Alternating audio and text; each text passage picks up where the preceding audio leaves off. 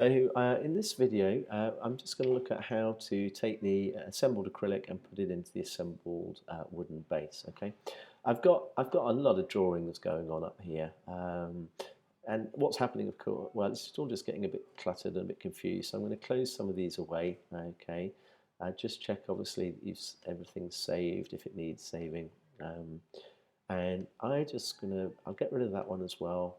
I'll get rid of that one, or at least close it down. They're all sat in here, of course. And all I've really got open at the moment is these two. So the assembled wood and the assembled acrylic. I'm going to click on a new design. First thing, again, is to save it. So I'm going to call that John Wilson Candle Shade Final Assembly, because it's going to have everything on it, of course. Well, in fact, that's not even right. There is another piece to go, but let's call it that.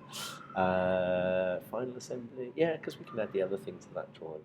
Okay, that's going to put that in there for me.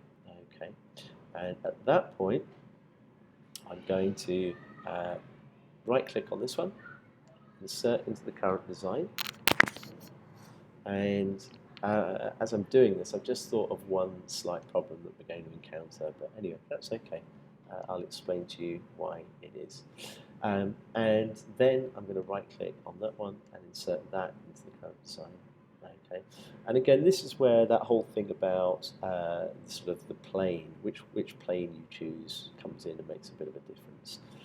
But it's not essential, because if we insert this and find that in actual fact it's it's at the opposite angle, it's sitting at something like that, then we can always move that. It's not a problem. So sorry, let's just cancel that bit, and I'll drop that back in again without messing it around. So there's my assembly there, and I'm just going to, by the looks of things, it's above obviously at the moment, but not particularly in line. So there you go. Now, the slight issue we're going to have is this. When we drew this out, we've drawn this the size that your original pieces of wood were. The size that I've chosen here, 102, is a fraction bigger than this, okay? And I've done that deliberately for two reasons. One, it meant that we could make this 102, which is a nice kind of roundish figure, or at least it's rounder than 100.5 or 101. And the second reason is that if this hasn't glued together completely square, this box, okay, we'll need to do just a little bit of sanding on these edges. So I've made this just a little bit bigger to allow for that. However, it is going to create a slight complication, which is when we go to put this into here, it's obviously not going to be a completely perfect fit. This is going to overlap that slightly, or the gap that's supposed to be going into. I'm going to choose that top edge there anyway. Let's just stop talking and do it. And that edge there, okay, remember, hold the shift key down, and then I'm going to join those. It's going to drop down, ding, and I'm going to click OK. Now, it actually doesn't look too bad, but, ooh, what's that going on there?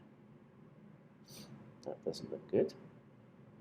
I'm a bit mystified as to what that would be. What would that be? I'm going to do what I always tell you guys to do, which is, if it goes wrong, oh, I know what it is. It's the second version. I put it in twice, didn't I? I had two. I put two of those in. Sorry. So remember what I say. If that stuff goes wrong, get rid of it. Just get a shot of it, and go back to a place where you were sort of happy. So you can see there, that's where I was messing around, saying, oh, if it's come out in the wrong plane, you can move it and what have you. So let's just take that piece out. And we're going to reinsert this from scratch as if we hadn't done it at all. Okay, and when we drop that in, it appears down there. So I'm going to move that.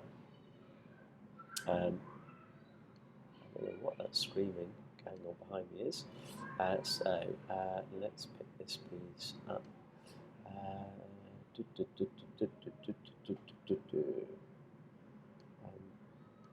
It's the easiest way of getting hold of that. Sorry, just click on this one, press M, and what's causing me slightly trouble is I don't seem to have my little arrows underneath. So I'm going to put a figure in here. there they are, and click OK. So once I've got that, as long as it's kind of clear of the whole thing, I can then choose my edges, like I was doing just now. So I'm going to choose that edge. We said the bottom edge of that goes onto, or moves onto the top edge of that. Okay, there we go. Oh, now see what's happened. It's gone upside down. Cancel that. Do what I said before. Undo, undo, undo, undo. I'm going to go right back. It's obviously gone a bit wrong. Okay, so at this point, your best bet, time-wise, is say, okay, I start from scratch. I'm going to insert that into the current design. That's obviously where I was fiddling around with it earlier on. There you go. I've got my arrow keys there if I need to move it, but I don't. Then I'm going to insert one of these into the current design. Hopefully, that's going to appear with its handles. There you go. So we can now easily lift that up, click OK, select our top edge of that one, which we want to move to the top edge of that one, J. Okay. Click OK, and there you go, you're done. So that's a classic illustration of sometimes if things go a bit wrong, you lose track slightly of what you've done or the order that you did it in. The easiest and safest way of getting back to where you need to be, just undo, or even just close the drawing down without saving, start again. It's going to take 5 minutes tops, isn't it? Whereas to try and work your way through, what can happen is that the problem just gets bigger and bigger, and you pile one mistake up on top of another. So there you go. There's our assembled drawing. Click Save, OK. And the only thing now we have to do is we've got to draw our piece of polypropylene that's going to sit in the top here. OK, but we'll do that on the next tutorial. All right, well done.